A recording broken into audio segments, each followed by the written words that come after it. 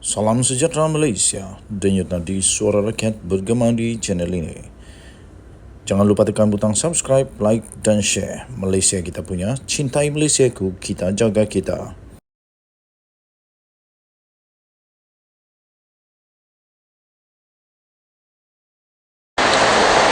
Salam sejahtera Malaysia, denyut nadi suara rakyat bergema di channel ini.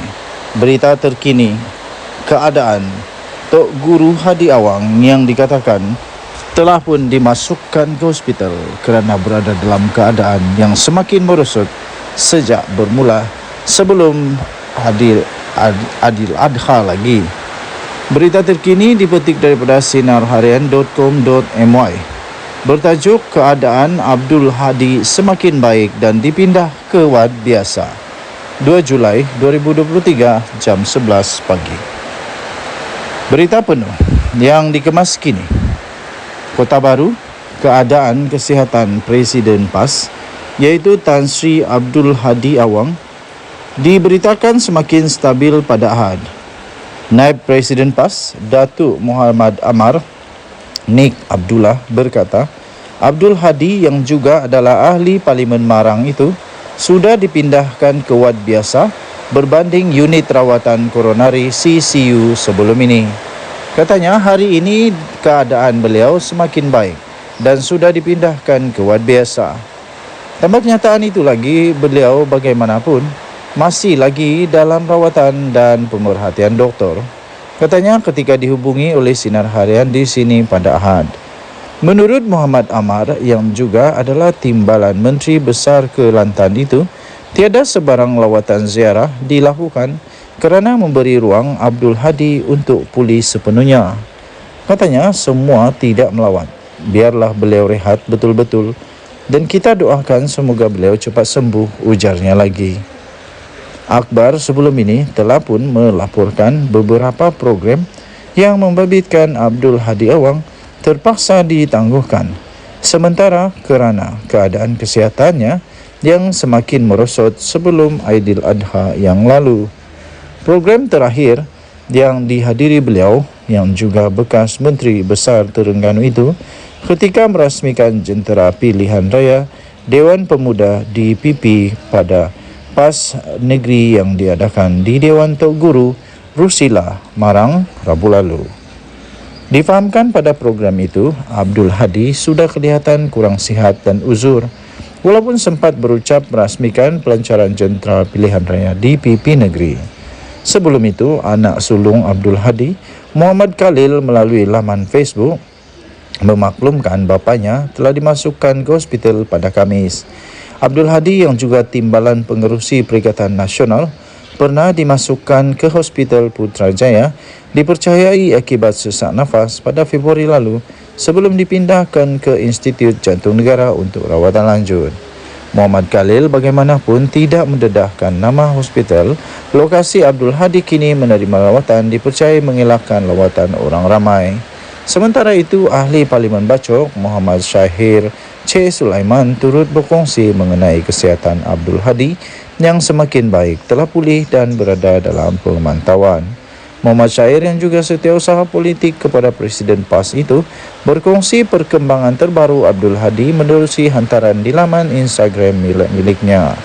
Menurutnya, Abdul Hadi juga menghabiskan masanya dengan menulis, membaca serta berbincang hal-hal semasa. Katanya, Alhamdulillah keadaan Tuan Guru semakin baik. Sudah pulih dan dalam pemantauan. Masa terluang diisi dengan membaca dan menulis. Tuan Guru sedang siapkan 2 artikel baru, juga berbincang hal-hal semasa. Tuan Guru berkirim salam kepada semua. Terima kasih atas doa dan ingatan, katanya dalam perkongsian pada Ahad. Pada Jumaat, kuliah pagi di Masjid Rusila Marang yang biasanya disampaikan oleh Abdul Hadi digantikan dengan anaknya Muhammad Khalil.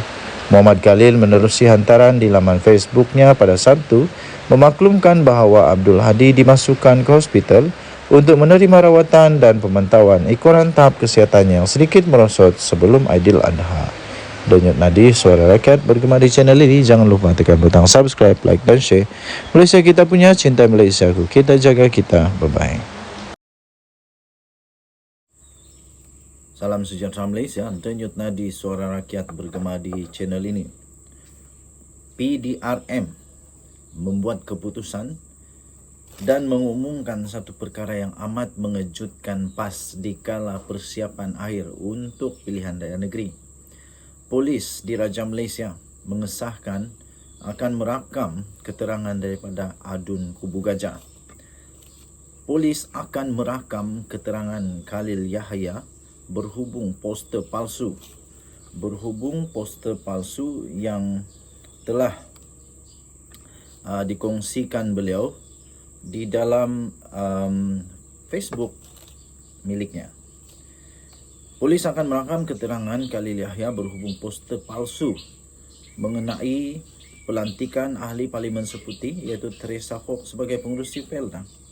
Ketua Polis Daerah Brickfields iaitu Assistant Commissioner Ami Hizam Abdul Syukur berkata, ahli Dewan Undangan Negeri adun Kubu Gajah itu dipanggil hadir ke Ibu Pejabat Daerah IPD Taiping Selasa ini. Katanya dalam kenyataan itu, janji temu sudah dibuat untuk rakaman percakapan Khalil pada jam 10 pagi di IPD Taiping, katanya kepada Harian Metro. Harian Metro semalam melaporkan polis telah pun menerima laporan dibuat oleh Teresa Hock berhubung poster pelantikannya sebagai pengerusi Felda. Siasatan polis mendapati berita palsu itu berasal daripada laman sosial Facebook Khalil. Kes itu disiasat mengikut Seksyen 504 Kanun Keseksaan serta Seksyen 233 Akta Komunikasi dan Multimedia 1988. Okey, so di sini kita akan nampak nanti, kita akan tahu nanti di mana asal sebenarnya poster itu. Adakah poster itu hanya akan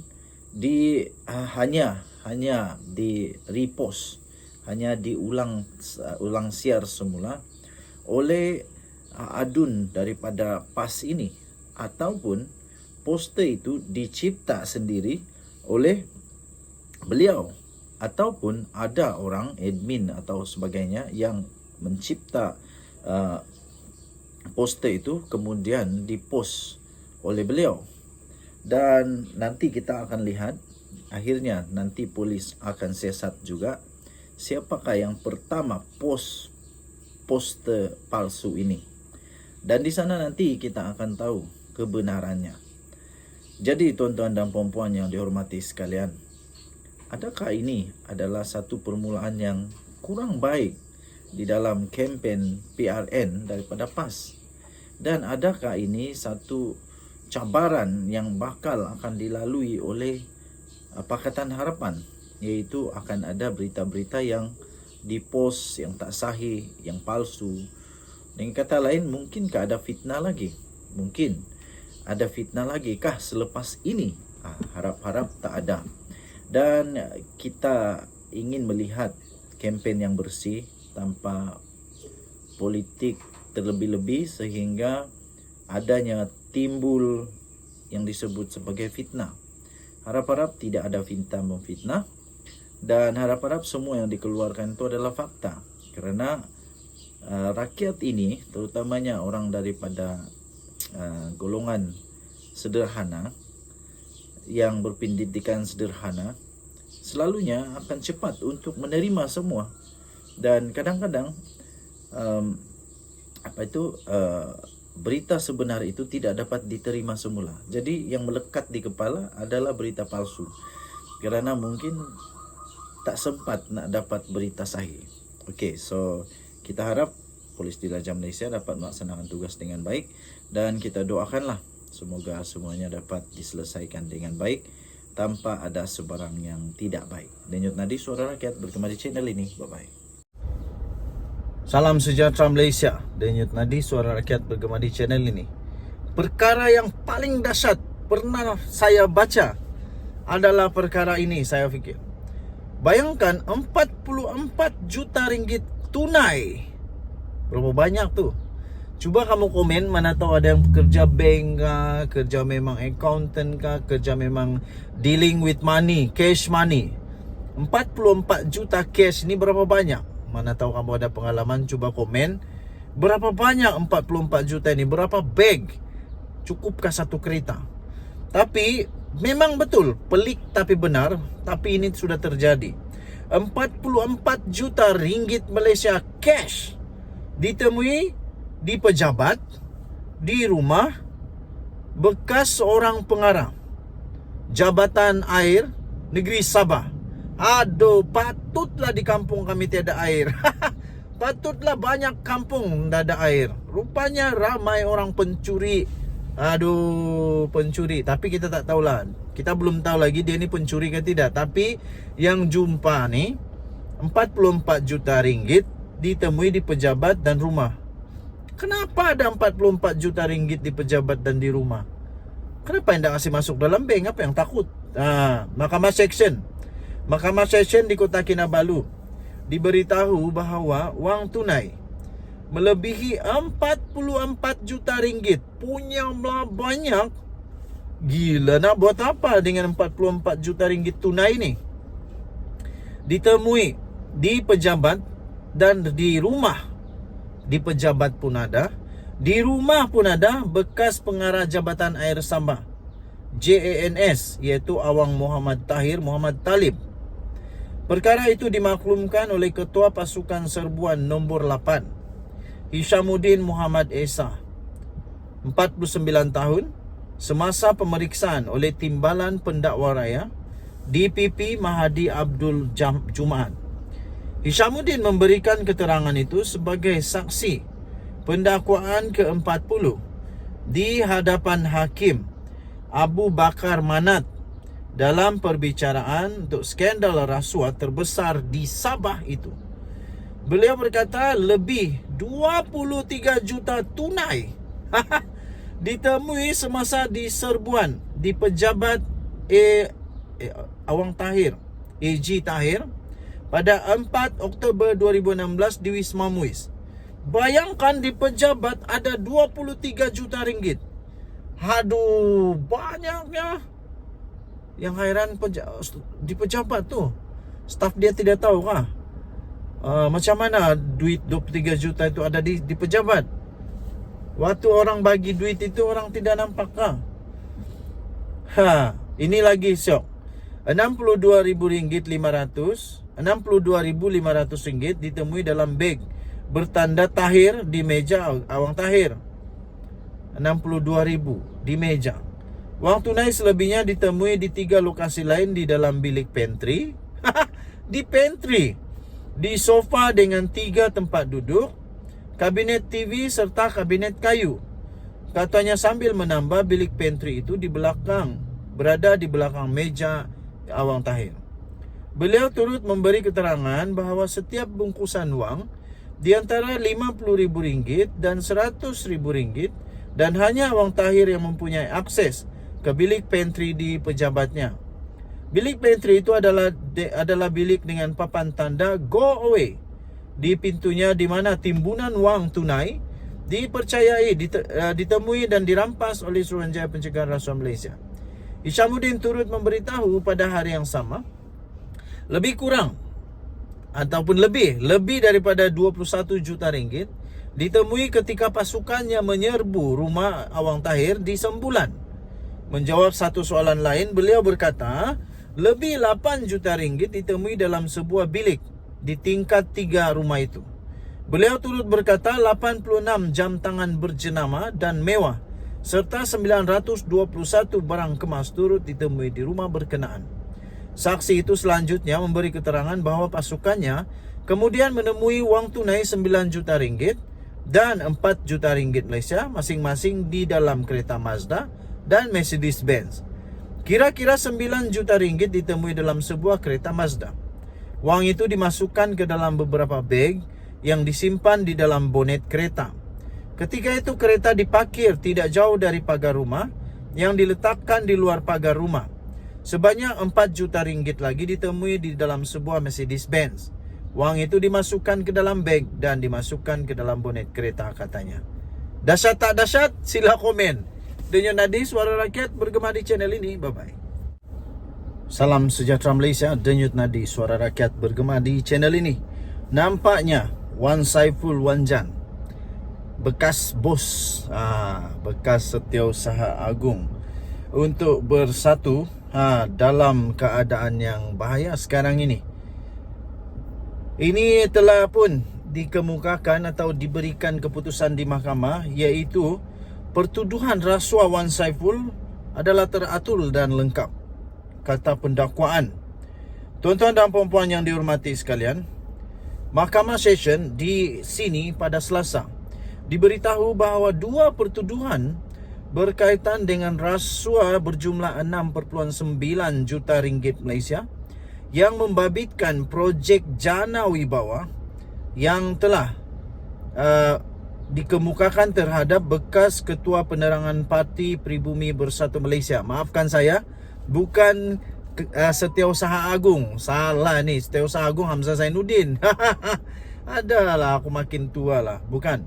Tetapi bekas Ketua Penerangan PPBM Bersatu, iaitu Wan Saiful Wan Jan, yang telah pun meletak jawatan setelah beliau diheret ke mahkamah. Dia terus letak jawatan dan sekarang ini memang sah dia ada dalam keadaan yang amat sukar, kerana di mahkamah dinyatakan oleh pihak pendakwaan bahawa semua proses dalam pendakwaannya adalah lengkap dan teratur dan lengkap.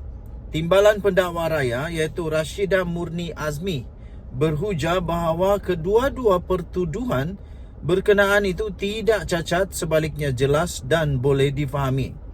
Kata beliau, Seksyen 153 Kanun Tata Cara Jenayah atau KTJ menyatakan tarikh dan masa hendaklah dinyatakan dalam pertuduhan.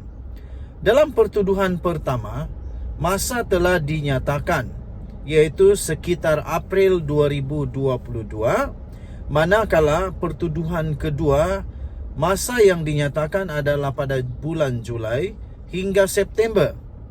Pihak pembelaan juga telah dibekalkan dengan dokumen serta notis yang mencukupi bagi membolehkan mereka menyediakan pembelaan, katanya. Beliau berkata demikian pada prosiding pendengaran permohonan Wan Saiful untuk mengenepikan dua pertuduhan meminta dan menerima rasuah berjumlah 6.9 juta ringgit Malaysia membabitkan projek Jana Wibawa yang dihadapinya di hadapan Hakim Rozina Ayub.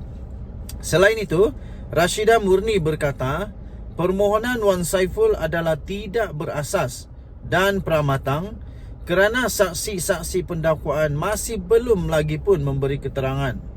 Sehubungan itu, pihak kami, katanya, memohon untuk mahkamah menolak permohonan ini memandangkan ia tidak mempunyai alasan yang kukuh dan merupakan penyalahgunaan proses mahkamah, katanya.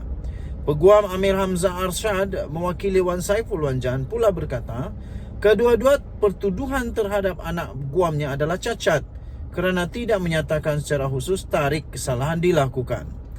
Dalam pertuduhan itu hanya menyebut sekitar bulan tertentu tanpa mengemukakan butiran yang lengkap bagi kesalahan yang dipertuduhkan terhadap anak guam saya, katanya. Dalam pada itu, Amir Hamzah berkata pertuduhan itu juga tidak berasas berdasarkan Seksyen 173G KTJ yang menyebabkan pihak pembelaan dinafikan untuk mengemukakan pembelaan dan alibi. Okey, tuan-tuan dan puan-puan yang dihormati sekalian, anda boleh mendapatkan berita lengkap ini di sinarharian.com.my. Kita jumpa lagi. Bye-bye. Salam sejahtera Malaysia. SPRM semakin tegas, semakin hebat, semakin padu, semakin mantap, semakin ditakuti. Inilah yang kita mau. Supaya semua orang tak lagi suka hatinya aja, macam duit keluarga dia saja duit negara kita, macam duit dia sendiri saja duit rakyat. Suka-sukanya mau pakai bila, suka-sukanya mau minta rasuah, ambil rasuah, macam-macam.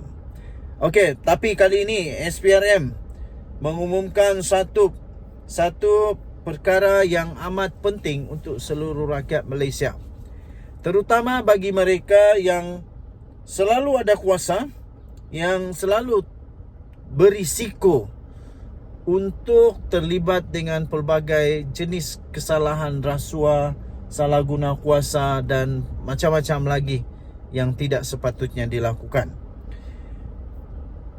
Dan saya percaya SPRM semakin ke hadapan sekarang ini, ditambah pula untuk menjunjung titah Seri Paduka Baginda Yang di-Pertuan Agong, Baginda bertitah supaya rasuah dihapuskan di Malaysia. Dan juga menyokong kepimpinan Perdana Menteri Datuk Seri Anwar Ibrahim yang sungguh-sungguh mau hapuskan, mau menghentikan, mau menghapuskan, mau memupuskan rasuah di Malaysia ini. SPRM mengumumkan sahkan menyiasat penjualan tanah. Ini diterbitkan di utusan.com.my. SPRM telah pun mengesahkan isu penjualan tanah kepada Persatuan Isteri Menteri Besar dengan harga murah sedang disiasat. Ini kalau saya tak silap berlaku di negeri yang ditadbir oleh PAS, di Terengganu rasanya. Tapi mari kita lihat bersama-sama di mana kejadian ini berlaku. Suruhanjaya Pencegahan Rasuah Malaysia mengesahkan sedang giat menjalankan siasatan berhubung dakwaan penjualan tanah bernilai 29.3 juta ringgit Malaysia kepada sebuah persatuan yang dimiliki isteri kepada seorang menteri besar dengan harga yang murah. Satu sumber mendedahkan kepada utusan Malaysia, beberapa saksi telah pun dipanggil sejak beberapa minggu lalu bagi membantu siasatan itu. Kata sumber, mereka yang dipanggil membabitkan pegawai-pegawai kerajaan di negeri berkenaan. Okey, tidak dinyatakan di sini di negeri mana sebenarnya berlaku ini. Okey, kita boleh cari siasat dulu di Google. Jual tanah kepada Persatuan Isteri Menteri Besar. Cuba kita type begitu, apa yang keluar? Ada di Harapan Daily, di mana diterbitkan di Harapan Daily. Di Malaysia kini pun ada. Okey, kita baca dulu di harapandaily.com. Harapandaily.com, dia kata begini. Tanah 29.3 juta. Okey, jadi kita kembali kepada berita dari utusan tadi itu. Adakah dia sama? 29.3 juta juga. Okey, jadi saya fikir ini berkaitlah. Tanah, saya baca semula, berhubung dakwaan penjualan tanah bernilai 29.3 juta kepada sebuah persatuan dimiliki isteri kepada seorang menteri besar dengan harga murah. Itu di utusan.com.my. Jadi kalau kita pergi balik di harapandaily.com itu, bertarikh 5 Jun, jumlahnya sama 29.3 juta. Tetapi ini lebih detail. 5 Jun 2023 diterbitkan. Tajuknya, tanah 29.3 juta dijual hanya dengan RM500,000 sahaja kepada Persatuan Isteri yang berhormat PAS Terengganu. Seluas 11,299 meter persegi, berdekatan bangunan Badan Perhubungan PAS Negeri Terengganu yang bernilai 29.3 juta dikatakan telah dijual kepada Persatuan Isteri Wakil Rakyat dan bekas Wakil Rakyat Terengganu, Khairun Nisa, dengan hanya RM500,000. Lapor portal The Corporate Secret, keputusan membabitkan tanah strategik di Kuala Terengganu itu dibuat oleh Menteri Besar Datuk Seri Dr. Ahmad Samsuri Mokhtar dan ahli-ahli Majlis Mesyuarat Kerajaan Negeri. Walau bagaimanapun, pihak pendaftar tanah Kuala Terengganu dan Majlis Bandaraya Kuala Terengganu MBKT tidak bersetuju tanah itu diserahkan kepada Khairunisa. Kata laporan ini, konflik kepentingan dalam perkara ini ialah Menteri Besar dan Ahli Exco selaku pembuat keputusan telah meluluskan permohonan isteri Menteri Besar dan isteri Ahli Exco untuk memiliki tanah kerajaan negeri yang bernilai tinggi. Atas konflik kepentingan kerajaan negeri pimpinan Menteri Besar dan Persatuan Pimpinan Isteri Menteri Besar, bayaran premium yang sepatutnya dikenakan ialah sebanyak 5.87 juta dikurangkan kepada RM500,000 sahaja dipetik oleh portal itu. Kemudian ada juga diselitkan satu borang di sini. Borang PTK.TR 7315-2018-0046-17 Kanun Tanah Negara Borang 5A Seksyen 81 dan 82. Notis bahawa hasil tanah harus dibayar. Nombor permohonan tanah 2/19 kepada Persatuan Isteri Wakil Rakyat dan Isteri Bekas Wakil Rakyat Negeri Terengganu Khairunisa. Kemudian ada jumlah dia RM503,855 saja. Jadi itulah yang menjadi menjadi satu perkara yang peliklah. Okey, jadi ada dua surat yang telah diberikan di sini. Jadi saya fikir tadi yang sedang disiasat oleh SPRM itu berkaitan dengan perkara ini. Okey, jadi sumber yang saya dapat ini daripada harapandaily.com 5 Jun 2023. Tajuknya, tanah RM 29.3 juta dijual hanya RM500,000 kepada Persatuan Isteri YB PAS Terengganu. Okey. Dan tadi sebelum itu saya bacakan itu adalah daripada utusan.com.my 24 Jun 2023 tarikhnya dengan tajuk SPRM sahkan siasat penjualan tanah. Kita jumpa lagi. Bye-bye.